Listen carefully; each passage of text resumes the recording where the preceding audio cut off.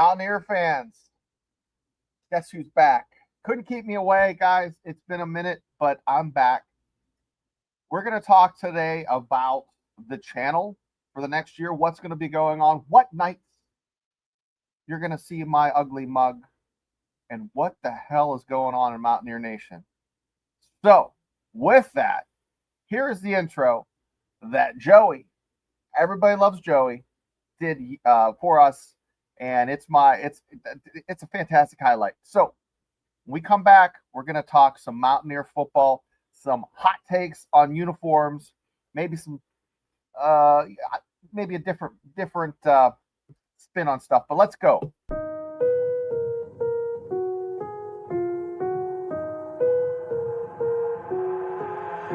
I've got an itch I can't scratch, I'm missing a piece that completes a whole part of me, an open wound scar to see. Everybody come here, gather round, welcome to the freak show, the best in town. What the hell's wrong with me? I don't get along with anybody, honestly. I've been living in my own head constantly, thoughts jumbled round, think I need a new lobotomy. Wait, all these thoughts are too negative, I don't wanna get lost in the sedative. Gotta show them what I got, I'm competitive. You know I'm about to go off, I won't let them win, I'll take a stab. I wanna chase the bag, I wanna weigh, I can change all the things I lack. I gotta face the facts, I gotta taste in that. Got me obsessed with the rest, I got an itch to scratch. I'll give up everything. So, guys, that is the epitome. Tavon Austin, Noel Devine. Those guys, that's the epitome of Mountaineer magic. Now, the Thumb had Rich Rod as a magician.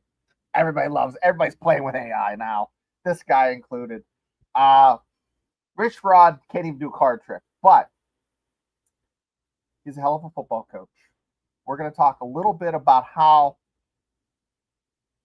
the history of ball coaches that have come back to to a school for a second or a third. Yes, there are coaches that came for a third time to a school. And I went to Wikipedia and I thought, I'm going to pull some stats, right? Pull some stats. See exactly how many times this happens in college football. Well, the first part of the 1900s, it happened a lot, okay? Literally, it took me 45 minutes to go through all the schools. There's that many. So we're not going to talk about that. But if you think about Pitt had a coach who came back from 93 to 96. You guys, Coach Majors, right? I don't think he did that well the second time. And that seems to be the theme from my research, that it's never as good the second time. However, there have been some exceptions. Mac Brown did real good for a year when he came back to UNC. And then, of course, last year he just tanked. But, big but. Got some information here. You guys might think that Rich Rod might be the only coach in Mountaineer history to leave and come back. Well, maybe there's one more coach, right? Well, there was a coach named Bill Kern. He was a coach. He was a Pitt grad. Oh my gosh, it's Joey Foster. We've got to add him to the stage. I was just talking about you, Joey. Joey, how you doing? What are you doing, man?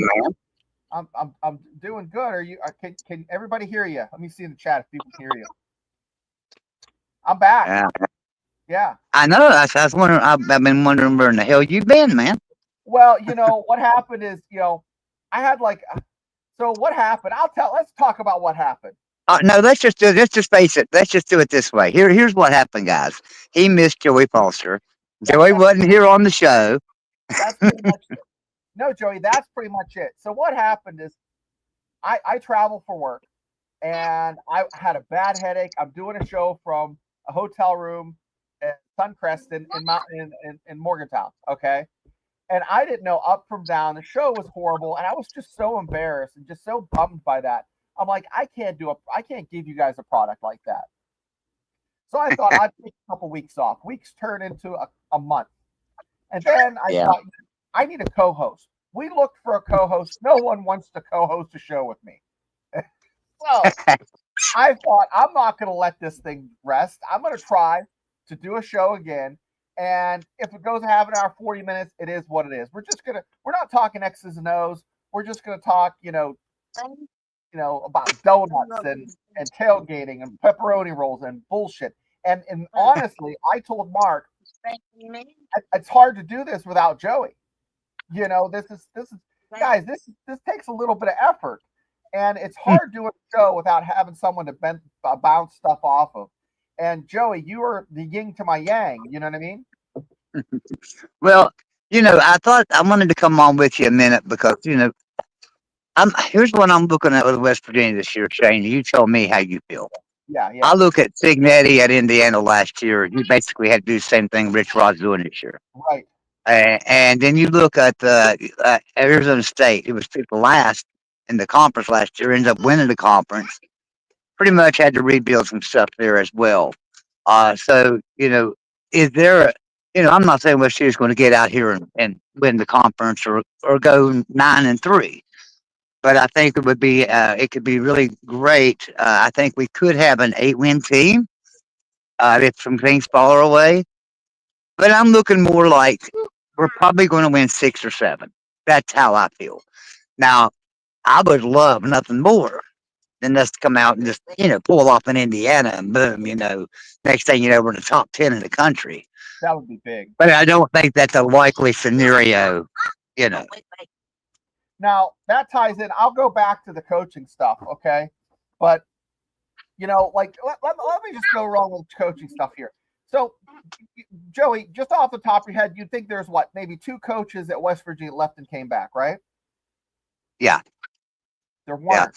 Yeah. Like 4. So, well, Louis Yeager he was in 1899 to 1901 and then back in 1902. So there was a year gap there. Ira Everett Rogers, 25 to 30, and then 43 to 45. He filled in for Bill Kern, who went to World War II. So Brick Rod's the third time a coach at West Virginia left and came back. This is not really out of the ordinary, guys. That's what I'm trying to get at. Well, the thing about it is, with Rich coming back, so I know this is something that I've been guilty of too, but we can't really compare it to Bill Snyder. A lot of people are saying, let's look at Bill Snyder. He came back. He had some success. He done okay, but nothing like his first stint at Kansas. Well, number one, when Bill Snyder came back to Kansas, he was 80 years old. And like you said, Joey, the fact that wow, you can rebuild if you have the dollars and you have the juice to talk these kids into coming to play ball for you. So yeah. But so I'm really looking forward to Mountaineers this year, though, Shane. I really am, and I'm looking forward to an offense. I'm looking forward to an offense and a defense because under Holgerson we had offense, we didn't have defense. Right. Under Neal, it seemed like some years we had decent defense. Our offense is like it stuttered every year under Neal, and so I'm going to be glad to get back to seeing a West Virginia defense. Them boys are going to be dogs out there. And seeing an offense that actually can move a ball. Yeah. And seeing some good clock management, because that's another thing that Rich Rodriguez can do too. A lot of people don't realize that about Rich. He's really good at clock management. So when you've got him and he's got all this, he's got a team that's moving the ball. He throws some points up on you.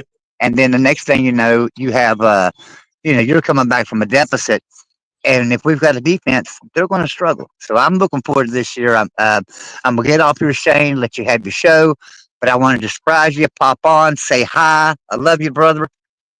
Keep up the good work. Yeah, I need your number. I was looking for your number, and I'm terrible about writing names in with people's contact information. And I was looking through there. I'm like, Joey, and I just text me. I emailed you about 2 weeks ago, but anyways, thanks, Joey. Oh, did you? I haven't looked at an email since October. Okay, well then text me, buddy. I want to hear from you. Okay. All right, brother. Take care. Wow, isn't that fantastic, guys? Joey is here. he popped in. But no, like Joey was saying, Kurt Signetti, West Virginia guy, we forget that. His dad coached here in the late 70s, took over for Bobby Bowden, went up to IUP, that's the town where I grew up in, Indiana University, Pennsylvania. His dad coached there. Man, Kurt Signetti is a success story. And if that doesn't get you excited about the possibility for the Mountaineers and this middle of the pack baloney, I'll believe it when I see it. So I'll get into the hot take, and then we'll talk a little bit about the schedule to close out the show. But Kenny Evans, thank you. Yeah, 5-5 is bull crap. West Virginia will be much better. Kenny Evans is telling us 8 wins plus a bowl win. That would be a success in my eyes. That'd be 9-win season. I'd be happy with that. Rich Rod's first year, 9-win season.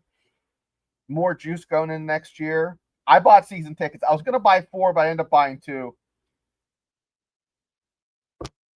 That's just it.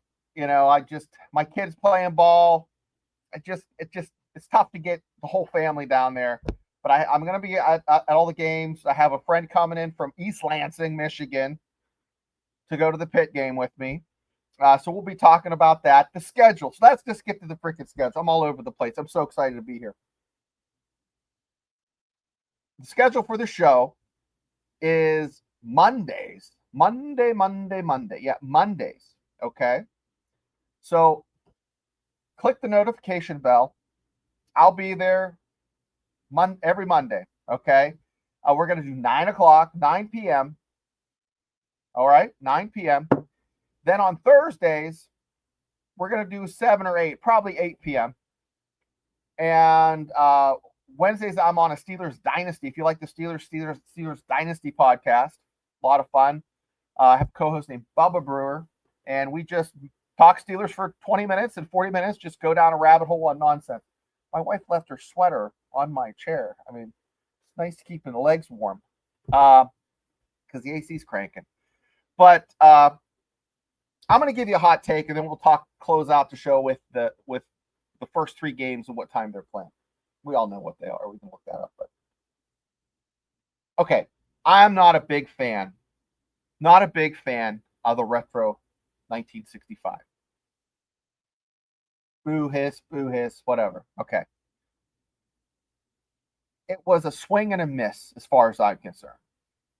Yeah, I think the color scheme's nice. The helmet is atrocious with that, whatever the hell's going on with that baby blue. And yeah, it was for 1965. 1965, they won the Southern Conference. Yeah, 4 games.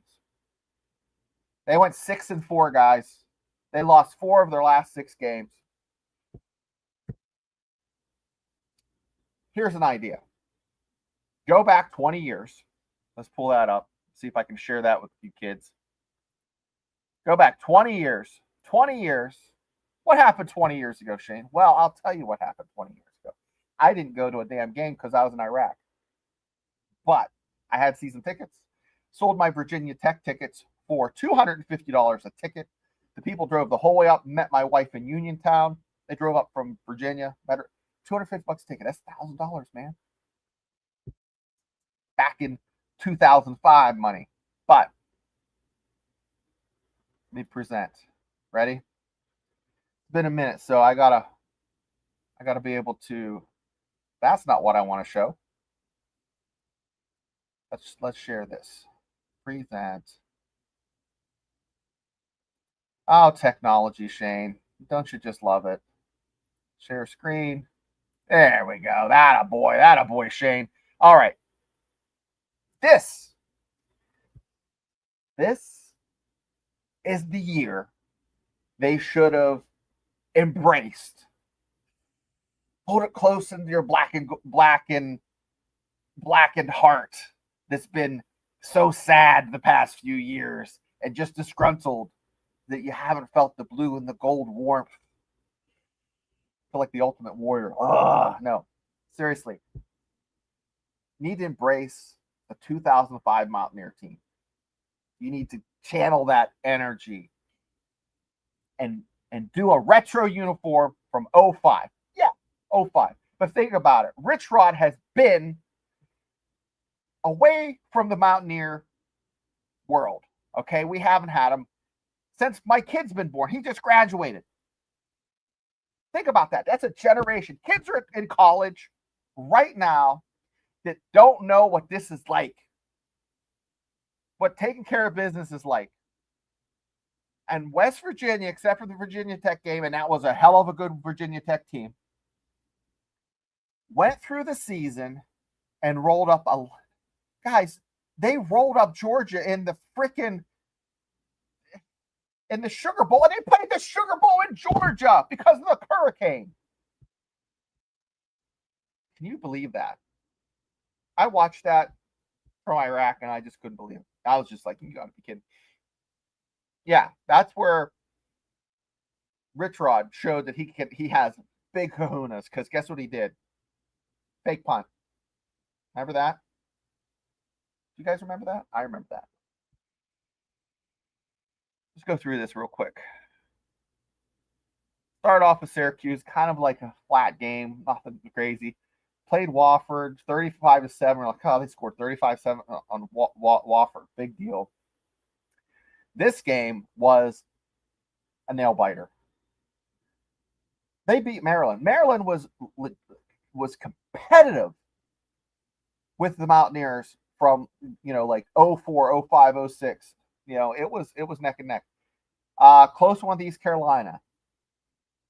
Then you had Virginia Tech. And here we go. Mountaineers start rolling. They put the smack down on Louisville, beat a good Connecticut team. And then you see them start they finished number 5 in the nation. Yeah, you watch it. Yeah, Kenny says he watches them on YouTube. Now, Kenny, do you think that would be a much better uniform? I mean, I still see people rocking that era uniform. That's when the stripes came back, and they had the stripe down there, and we all know what they look like. But what else did they just come out with? Well, guys, Mountaineer fans, I'll tell you what, I am excited. I don't know if I'll get in trouble for playing this, but I'm going to try to play it. I am excited for this. Glossy blue helmets. They're back. They're back. If you haven't watched this video, well, if you have watched it, you're going to watch it again. So, hopefully y'all can hear it.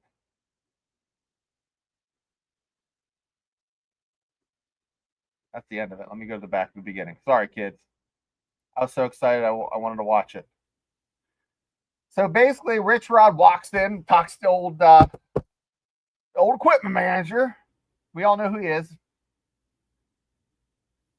So he says, Mr. Nealon, how about we get some daggone shiny helmets? No, he didn't say that. I was just gonna spin, so I'm not gonna do that. What he did is they went back. It went through all the guys from all the big hitters from back in the day. You got Noel Devine touching the new glossy helmet, and you got Pat Mack back there. And guys, this is what's coming back: glossy helmets. And they're not even glossy; they have a metallic finish to them, and they look fantastic. And if that guys, I have to admit, that's why I came back to the freaking channel, because of glossy helmets. Yep. Hashtag glossy helmets. That's why Shane's back. I have to admit it. Got me so freaking hyped up. No Concerta, no Ritalin, no Adderall. Just give me glossy helmets, a blue pill, and some Red Bull. And things are going to get dented in. Yep. Shane's back. So, guys, these Mountaineers have not had glossy helmets in a minute. And when was the last time they had them? 2011. No, was it 2011 or 12? But it says here it was against the South Florida. Yeah, Kenny. Kenny's like, oh yeah, give me a retro 05 jersey with the number 5 on it, or number 7, and that shit would sell like hotcakes. 1965, might as well be 1945, might as well be 1919. I'm not crapping on the older generation, and I'm not shitting on the players that played on that team. They're Southern Conference champions. I'm just saying it ties in better with what's happening with the Mountaineer Nation now.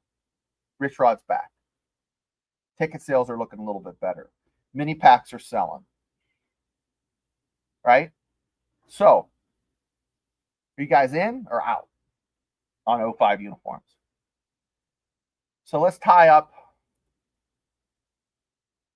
the schedule situation, which was a total nightmare. My last show I did. I pulled up the schedule. I'm like, why is the schedule front loaded like this?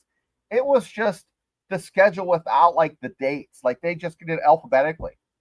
And I just taught a class for like 8 hours back at the hotel. I'm tired. I put like 12 hours of work, 15 hours of work in that day, doing a show with a headache, like a migraine. And I'm like, yeah. And some wonderful person came on. They're so sweet. They're like, Shane, dumb shit. Listen, sweetheart. That's not the schedule. It's not out yet. You got to be kidding me. I just sitting there like I got so spun up that they had front loaded some of these games, all the home games to the end. I was bummed out, but I'm going to share this with you. Sorry, kids. Try it again. But here is the West Virginia schedule for this year. Okay. Let's talk about it. Robert Morris. It is the only thing that's drawing me to that game is it's Memorial Day weekend, which back in the day, in 2005,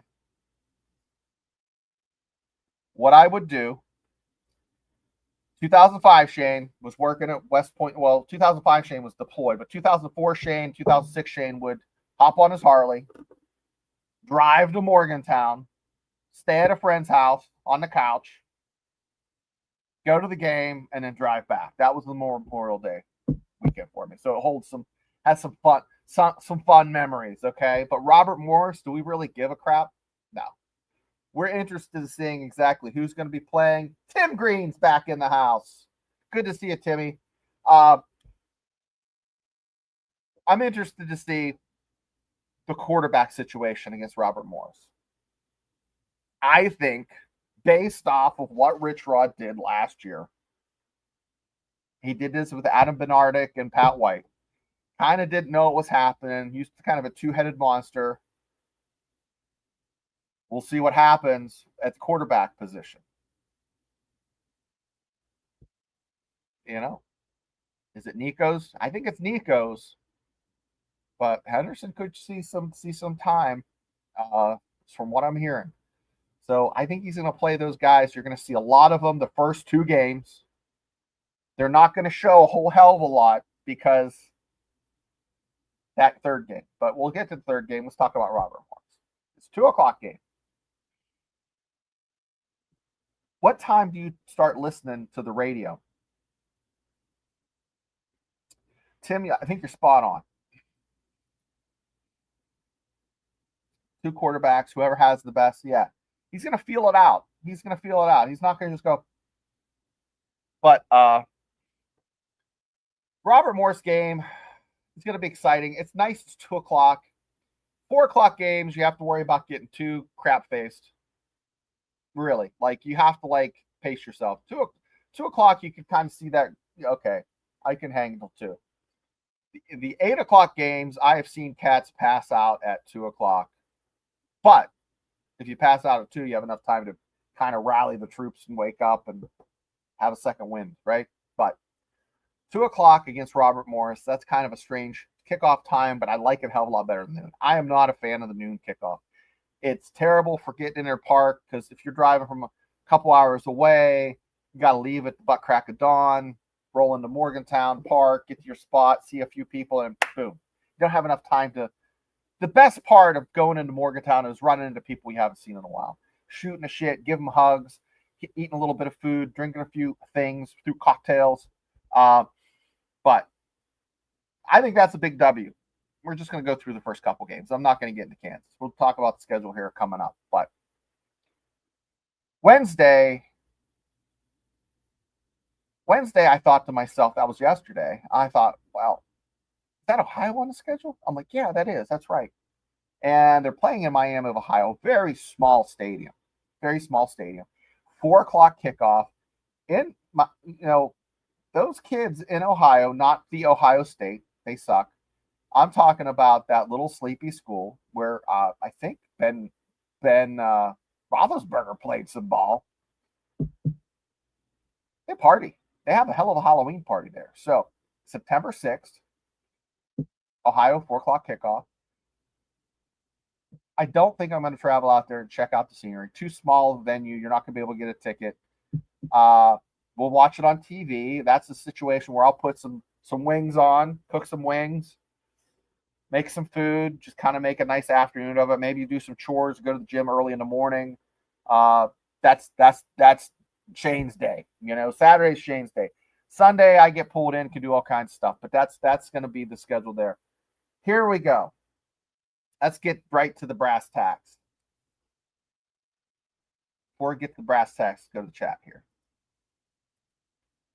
Timmy says, I think the coach will go with 2 quarterbacks, whoever pans out. You talked about that.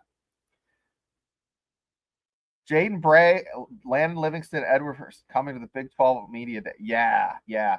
We're going to talk about Media Day next Monday. I'll be back. Monday, guys, 9:00.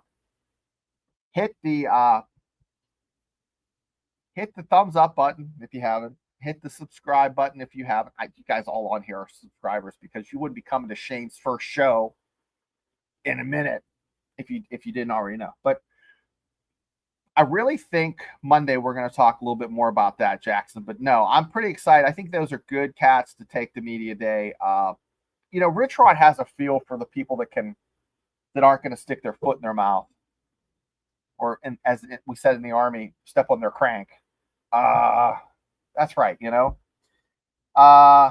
and I personally think we'll start 3-0 after that. Wait, now, yeah, okay. So let's talk about the Pitt game. I said it last year, and I'm saying it again. This is the fork in the road. The blue pill, red pill. What's going to happen with the Mountaineers is determined by this home game. And what kind of team do you have? This is it. This is where the rubber meets the road. Okay. Now, I think that's going to be Stripe the Stadium game.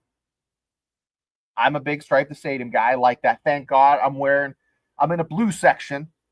I'm a blue guy. Now, Jordan over on the Country Roads webcast. Love that guy. Was watching him yesterday. He plays that soundbite where it's from Austin Powers. I love gold. I love that. But I don't love gold. I don't like the gold helmet. I don't like the white helmet.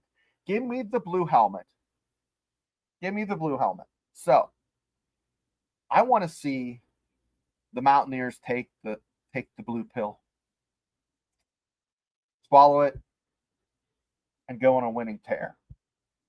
I do. I want to see that happen. I want to see the Mountaineers, just because it's Pitt. Yeah, because it's Pitt. But because look at the rest. Let's look at the rest of the schedule. For crying out loud. If they win against Pitt, this Kansas, traveling like Kansas, this isn't going to be just some walk in the park. Utah, BYU, those are all going to be tough games. The fact that Utah is flying into Morgantown, and that's going to be the first time they're playing out here, is quite it's going to be a challenge for them. And the Daily Athenaeum actually had a good article about how West Virginia's travel has changed a little bit with the new folks in the conference. So we have, of course, going to UCF, TCU, going to Houston, And then we come back home, Colorado, the Buffaloes coming, and that's Military Appreciation Day. And then go to Arizona State and back home for Texas Tech. Guys, 8 wins would be fantastic. Fantastic for Rich Rod. Now, I want to ask you one last question before we shut this down for the night. If you could have another season like 2005, you don't want to live in the past. But if we're going to do this retro nonsense, then we need to think about that. I'm excited to be back. I'm really excited that the Mountaineers are getting some good recruits. And you can sit there and talk about the recruits all day, but until we actually see them get some live action playing, I don't know how it's going to translate. Rich Rod and company have been watching film, but the coaching staff, with a lot of Mountaineer legends in the front office, I think they can make a run. I think they can be competitive in the Big 12. They can hopefully play in a bowl that's not meh,